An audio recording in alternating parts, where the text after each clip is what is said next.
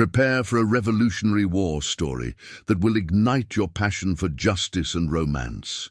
When a heartbroken woman faces public humiliation from both her cruel husband and a sneering British officer, an unlikely hero emerges to defend her honor. This powerful tale of redemption, courage, and unexpected love proves that sometimes our greatest strength comes from standing up for those who cannot stand up for themselves. Subscribe now and hit the notification bell for more historical romances where honor conquers cruelty and love blooms from the ashes of betrayal. The Captain's Honor. Chapter 1. Cast away. The morning mist clung to the cobblestones of colonial Philadelphia like the remnants of shattered dreams, providing fitting atmosphere for what would become the most humiliating day of Margaret Thornfield's 26 years. She stood on the front steps of the house that had been her home for 3 years of marriage, clutching the small bundle of personal possessions that represented all she was permitted to take from a life that had just been declared null and void by a husband whose cruelty had finally found its ultimate expression. "I want you gone before the sun burns off this fog," Edward Thornfield announced from the doorway, his voice carrying the cold satisfaction of a man who had found legal justification for abandoning a wife whose only crime had been her body's failure to provide him with an heir. "I've had the marriage annulled on grounds of your obvious barrenness, and I won't have you contaminating my property with your presence any longer than necessary." Margaret forced herself to remain composed, despite the public nature of Edward's rejection, aware that neighbors were watching from behind their curtains and that her response to this devastating blow would be remembered and discussed for weeks to come. At 26, she had endured 3 years of Edward's increasingly vicious verbal abuse about her failure to conceive, but she had never imagined he would resort to the legal fiction of annulment to escape a marriage that no longer served his dynastic ambitions. "Edward," she said quietly, her voice steady despite the trembling in her hands. 3 years of marriage cannot be erased by legal documents. Whatever our private disappointments, we exchanged vows before God and community that meant something beyond your current convenience." "Vows exchanged under false pretenses," Edward replied harshly, his handsome face twisted with contempt that made Margaret wonder how she had ever believed herself in love with this man. "You promised me children and heirs, and you've delivered nothing but monthly reminders of your inadequacy as a woman. I'm entitled to a wife who can fulfill the most basic purposes of matrimony." The cruel words were intended to wound, and they succeeded in ways that went far beyond simple insult. Margaret had spent 3 years blaming herself for their childlessness, enduring Edward's increasingly harsh treatment, while desperately seeking medical remedies for what everyone assumed was her failure. The possibility that Edward himself might be responsible for their lack of children had never been seriously considered, given social conventions that automatically attributed such problems to feminine deficiency. "Take your belongings and go," Edward continued, his tone growing more imperious as he warmed to his role as wronged husband, casting off an inadequate spouse. "I've arranged for you to receive a small allowance that will prevent you from becoming a public charge. But beyond that, our connection is permanently severed. Find yourself a place among the spinsters and widows where barren women belong." Margaret gathered her bundle with as much dignity as she could manage, though every word of Edward's public denunciation felt like a physical blow designed to destroy her standing in the community that had been her social foundation. The Philadelphia society that had welcomed her as the wife of a prosperous merchant would now view her as a failed woman whose inability to fulfill basic feminine functions had made her unsuitable for respectable married life. As she walked away from the house that had been her home, Margaret felt the eyes of neighbors and passers-by following her progress down the tree-lined street that had once represented security and social acceptance. Now it felt like a gauntlet of judgment and whispered speculation about the personal failures that had led to her very public abandonment. The boarding house where she had arranged temporary lodging was located in a less fashionable district of the city, catering to women whose circumstances had placed them outside the protection of male relatives or husbands. Mrs. Anderson, the proprietress, was a practical woman who asked few questions about her residents' backgrounds as long as they paid their modest fees and caused no disruptions to her orderly establishment. "Room 3, second floor," Mrs. Anderson said briskly as she accepted Margaret's first week's payment. "Meals served at 7 noon and 6 o'clock sharp. No male visitors above the first floor. No loud conversations after 9 in the evening, and no discussions of personal affairs that might disturb other residents." The room was small but clean, furnished with basic necessities that would provide adequate shelter, while Margaret attempted to rebuild a life that had been shattered by legal documents and social conventions that offered women few alternatives to dependence on male relatives. The window overlooked a narrow alley where morning sunlight struggled to penetrate the shadows cast by surrounding buildings, creating an atmosphere of genteel poverty that matched her current circumstances perfectly. Margaret unpacked her few possessions with methodical precision, using the familiar routine to maintain emotional control, while contemplating a future that seemed to offer few opportunities for a woman with no family connections and no marketable skills beyond the domestic accomplishments that had failed to preserve her marriage. The small amount of money Edward had provided would sustain her for perhaps 3 months, after which she would need to find employment or charitable assistance to avoid destitution. The sound of military drums and marching feet drew her to the window, where she could see a British patrol moving through the street with the confident bearing of occupying forces maintaining order in a potentially hostile city. Philadelphia's complex loyalties during the Revolutionary period meant that British troops were both protectors and oppressors, depending on one's political sympathies and immediate circumstances. It was during her second venture into the city to purchase necessities that Margaret encountered the humiliation that would change the trajectory of her new life in ways she could never have anticipated. The marketplace near the docks was crowded with merchants, housewives, and soldiers from various armies, creating the kind of chaotic atmosphere where personal dramas could unfold under the scrutiny of strangers who might interpret events according to their own prejudices and assumptions. Margaret was examining fabric at a merchant's stall when she became aware of a British officer studying her with obvious interest and growing recognition. Captain Reginald Ashworth was perhaps 30 years old, with the kind of aristocratic bearing that suggested both good breeding and casual arrogance about his social superiority. His scarlet uniform was immaculate despite the humid summer weather, and his manner suggested someone accustomed to having his attention welcomed by colonial women who sought the social advantages that came from British approval. "Madam," Captain Ashworth said, approaching with the confident smile of someone who assumed his attentions would be received favorably, "I believe I had the pleasure of meeting you at several social gatherings when you were Mrs. Edward Thornfield, though I understand circumstances have changed since then." The observation was delivered with precisely the kind of false sympathy that made it clear Captain Ashworth was perfectly aware of Margaret's recent humiliation and was choosing to reference it for his own amusement.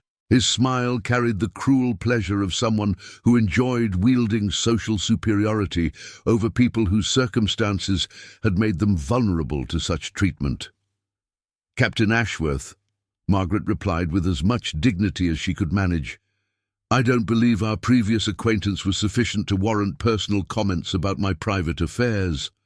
"Private affairs?" Ashworth's laugh was loud enough to attract attention from other market patrons. "My dear woman, your husband's rejection of you for barrenness has been the talk of Philadelphia society for weeks. Hardly a private matter when it's been discussed at every dinner party and tea gathering in the city. Subscribe for the next chapter of this Revolutionary War story about honor defending innocence.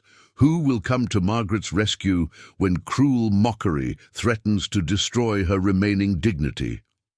Click the notification bell so you never miss our powerful historical romances where true heroes emerge to protect those who need defending most.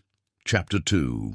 A hero emerges. Captain Ashworth's cruel laughter drew increasingly uncomfortable attention from market patrons who recognized the scene unfolding before them as the kind of public humiliation that could destroy a woman's remaining social standing. Margaret felt heat rise in her cheeks as she realized that her private tragedy was indeed being transformed into public entertainment for those who found amusement in others' misfortune.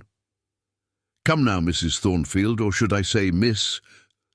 Ashworth paused dramatically, savoring his ability to inflict additional wounds through deliberate confusion about Margaret's current social status.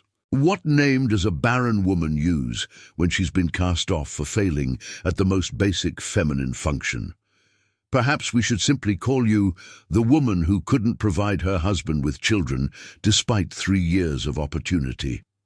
The British officer's words were designed to wound as deeply as possible while maintaining the veneer of social conversation that would allow him to claim he intended no serious harm.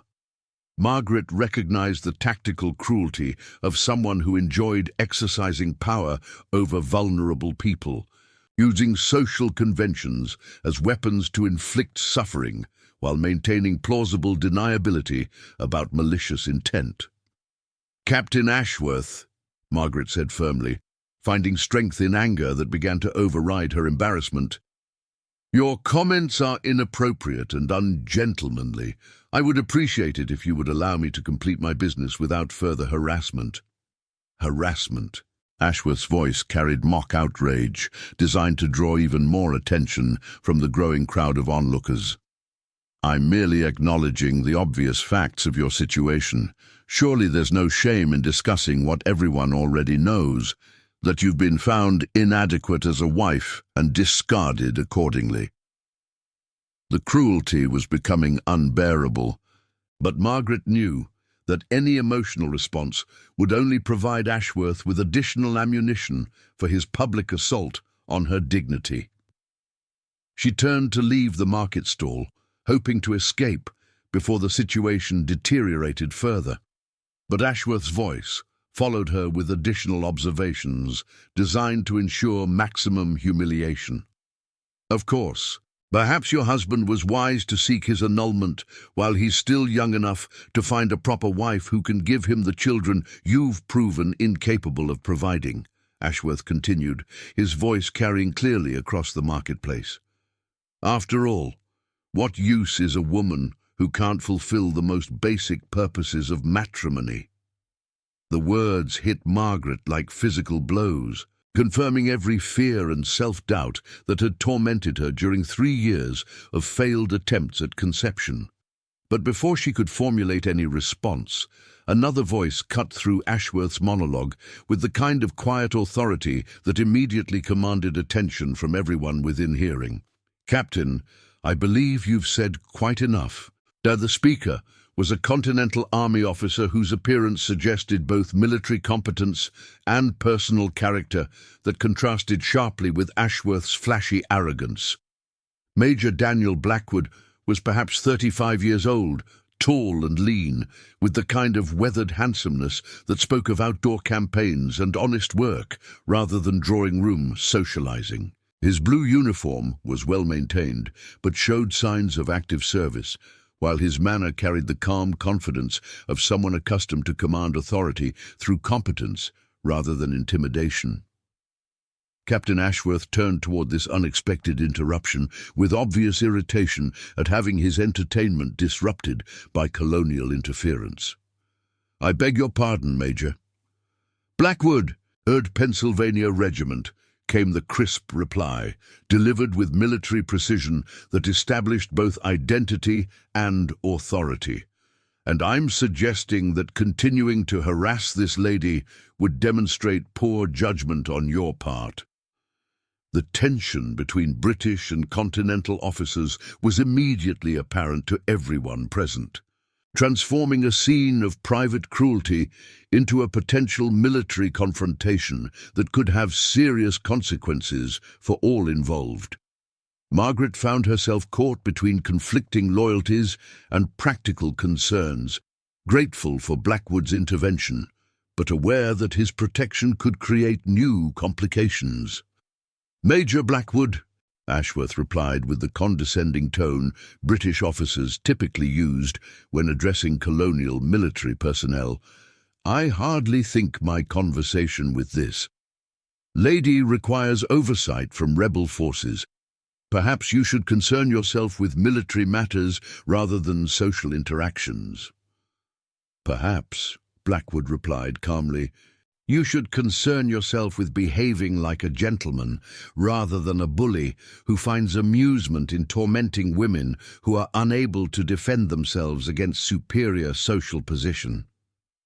The accusation hung in the air like gunpowder smoke, transforming their confrontation from simple military rivalry to questions of personal honor that could lead to formal challenges or immediate violence. Margaret realized she had become the focal point of a conflict that could escalate far beyond her original humiliation.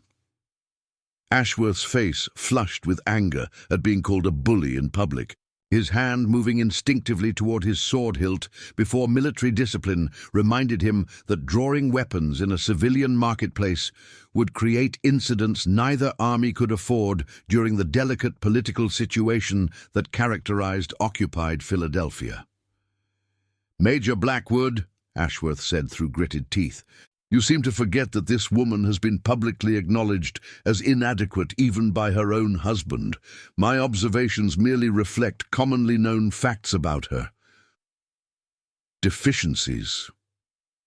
"Your observations," Blackwood replied with growing coldness, "reflect your character, not hers. A gentleman doesn't find entertainment in others' private sorrows, regardless of how publicly they may have been displayed."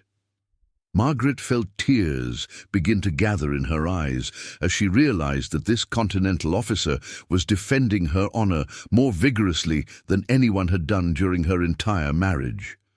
Major Blackwood's willingness to risk military confrontation for her sake represented a kind of protection she hadn't experienced in years.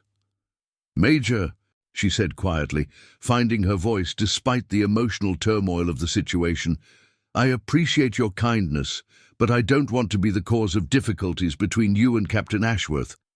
Perhaps it would be best if I simply withdrew from the marketplace." Blackwood's response surprised her with its gentle firmness. "Madam, withdrawing would suggest you've done something wrong, which clearly isn't the case. You have every right to conduct business here without being subjected to cruel harassment from anyone, regardless of their military rank or social position." The statement was both practical and principled, establishing Blackwood as someone who understood both the immediate situation and the broader questions of justice and dignity that it represented. Margaret found herself studying his face, noting the intelligence in his brown eyes and the strength of character that seemed to guide his actions. Captain Ashworth realized he was losing the confrontation and that continuing to press his attack would only further damage his position in front of witnesses who were already showing sympathy for Margaret's situation. "Major Blackwood, I'm sure we'll have opportunities to continue this discussion under more appropriate circumstances. Good day, madam." The dismissive way Ashworth delivered his farewell made it clear he considered the confrontation postponed rather than resolved, but his departure provided immediate relief from the public humiliation that had threatened to overwhelm Margaret's remaining composure. She found herself alone with Major Blackwood, while curious onlookers gradually returned to their own business. "Major Blackwood," Margaret said, extending her hand in formal gratitude, "I'm Margaret Thornfield, and I owe you more thanks than I can properly express. Your intervention saved me from what could have become unbearable public humiliation." "Mrs. Thornfield," Blackwood replied, accepting her hand with a brief, respectful touch. "No thanks are necessary. What Captain Ashworth was doing violated every standard of decent behavior, and I was glad to have the opportunity to interrupt it." The simple dignity of his response made Margaret realize she was dealing with a man whose character ran far deeper than military courtesy or social obligation. Major Blackwood's defense of her had come from genuine moral conviction rather than mere gallantry, suggesting principles that would guide his behavior regardless of personal advantage or social expectation. Don't miss the next chapter. How will this chance encounter bloom into something deeper? What happens when Margaret discovers there's more to Major Blackwood than military honor? Subscribe now and hit the bell icon for more Revolutionary War romance, where true gentlemen prove their worth through actions rather than words. Chapter 3. The Heart's Recognition. The conversation that followed Captain Ashworth's departure revealed depths to Major Blackwood's character that explained both his immediate intervention and his continued attention to Margaret's welfare. As they walked slowly through the marketplace, ostensibly examining merchant offerings, while actually engaging in the kind of careful conversation that allowed two strangers to assess each other's character and circumstances, Margaret found herself drawn to his combination of military competence and personal thoughtfulness. "Mrs. Thornfield," Blackwood said, as they paused near a bookseller's stall, "I hope you won't think me presumptuous, but I'm concerned that Captain Ashworth's behavior today might not be an isolated incident. Men like him often view vulnerable women as opportunities for entertainment that they believe their social position protects them from consequences for pursuing. The observation revealed that Blackwood understood both the immediate situation and the broader social dynamics that had made Margaret vulnerable to such treatment. His concern seemed genuine rather than calculated, suggesting someone who recognized injustice and felt obligated to address it when circumstances allowed. "Major," Margaret replied carefully, "I appreciate your concern, but I don't want to burden you with problems that are fundamentally my own responsibility to resolve. Your intervention today was more than generous, and I can't ask for additional protection from a stranger, however kind." Blackwood's slight smile suggested he found her independence admirable rather than troublesome. "Mrs. Thornfield, what if we were no longer strangers? Philadelphia is a small community, especially during these times when political tensions limit normal social interactions. Perhaps we might discover mutual interests that would justify continued acquaintance." The suggestion was both proper and promising, offering Margaret the possibility of friendship with someone whose character had already proven itself under difficult circumstances. But it also raised questions about his motivations and her own emotional readiness for new relationships after the devastating end of her marriage. "Major Blackwood," Margaret said slowly, "I should be honest about my current situation. The annulment of my marriage has left me in circumstances that many people would consider socially problematic. I'm living in a boarding house. I have limited financial resources, and my reputation has been complicated by recent events. I wouldn't want you to compromise your own social standing by association with someone whose situation might reflect poorly on your judgment." Blackwood's response revealed both his character and his perspective on the social conventions that had shaped Margaret's concerns. "Mrs. Thornfield, my judgment of people is based on their actions and character, not their social circumstances or other people's opinions about their situations. From what I've observed today, your dignity under difficult circumstances reflects admirably on your character." The conversation was interrupted by the approach of another Continental officer who greeted Blackwood with the familiarity of long military service together. Captain Henry Morrison was a younger man whose open, friendly manner provided immediate contrast to the calculating cruelty that had characterized Captain Ashworth's behavior. "Daniel," Morrison said warmly, "I've been looking for you everywhere. We have orders to report for briefing on tomorrow's reconnaissance mission." He paused, noticing Margaret's presence and waiting for proper introduction. "Henry, may I present Mrs. Margaret Thornfield?" "Mrs. Thornfield, this is Captain Morrison, my second in command and the finest reconnaissance officer in the Continental Army." Blackwood's introduction carried genuine affection for his subordinate and respectful attention to proper social forms. Captain Morrison's bow was perfectly correct, but Margaret noticed his slight hesitation as he processed her name and its recent association with Philadelphia social gossip. His recovery was smooth and courteous, but the moment of recognition reminded her how widely known her personal tragedy had become. "Mrs. Thornfield," Morrison said graciously, "it's a pleasure to meet you. I hope your business in the marketplace has been productive despite the complications that sometimes arise in military-occupied territory." The diplomatic phrasing suggested Morrison was aware of the confrontation with Captain Ashworth, but chose to reference it obliquely rather than forcing discussion of embarrassing details. Margaret appreciated his tact, while recognizing that news of the incident would probably spread through both military communities within hours. "Captain Morrison?" Margaret replied. "Major Blackwood's intervention prevented what could have been a very unpleasant situation. I'm grateful to serve as an example of Continental Army courtesy and honor." The compliment was sincere and well received, but it also served notice that Margaret understood the political implications of the morning's events and appreciated the military courtesy that had protected her from further humiliation.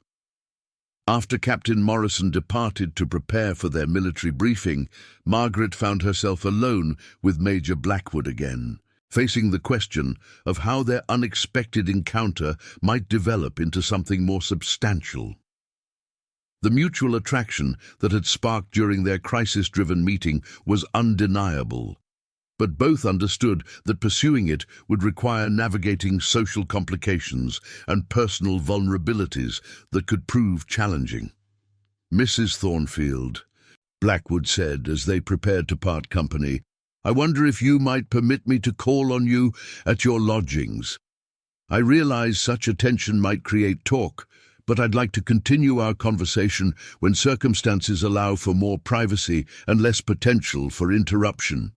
And the request was perfectly proper, but carried implications that made Margaret's heart race with possibilities she hadn't dared to consider since her marriage's devastating end. Major Blackwood's interest appeared genuine and respectful, offering the possibility of friendship or perhaps something deeper with a man whose character had already proven itself under pressure. Margaret replied after careful consideration, "I would welcome your visit, though I should warn you that my current lodgings are quite modest. Mrs. Anderson's boarding house caters to women of limited means, rather than the social circles you're probably accustomed to frequenting." "Mrs. Thornfield," Blackwood replied with obvious sincerity, "I'm far more interested in your company than your accommodations. Would tomorrow evening be convenient? I could call after 6 o'clock when my military duties are complete for the day." Margaret's acceptance of his proposal felt like the first positive step she had taken toward rebuilding a life that had seemed irretrievably damaged by Edward's cruel rejection. Major Blackwood's attention offered hope for companionship and perhaps eventual affection with someone whose values and character promised genuine partnership rather than the conditional approval that had characterized her marriage. As they parted company in the marketplace, where their relationship had begun through crisis and intervention, Margaret felt cautious optimism about possibilities she was only beginning to explore. Major Blackwood had shown her what honorable masculinity looked like, and his continued interest suggested that her worth as a person transcended the fertility issues that had destroyed her marriage. Walking back to her boarding house through Philadelphia's tree-lined streets, Margaret found herself anticipating tomorrow's visit with emotions she hadn't experienced since the early days of her courtship with Edward. But this time, her attraction was based on demonstrated character rather than social position, and her hope was tempered by experience that had taught her to value substance over appearance. The contrast between Captain Ashworth's calculated cruelty and Major Blackwood's instinctive protection had shown her the difference between men who used their power to harm and those who used it to help. Tomorrow's conversation would reveal whether her initial assessment of Blackwood's character could support the deeper relationship that both seemed to be considering. Subscribe for the stunning conclusion. Will Margaret find the courage to open her heart again? Can Major Blackwood prove that true love sees beyond society's cruel judgments? Hit the notification bell for the final chapter that reveals whether their growing bond can overcome the shadows of the past and build a future worthy of their courage.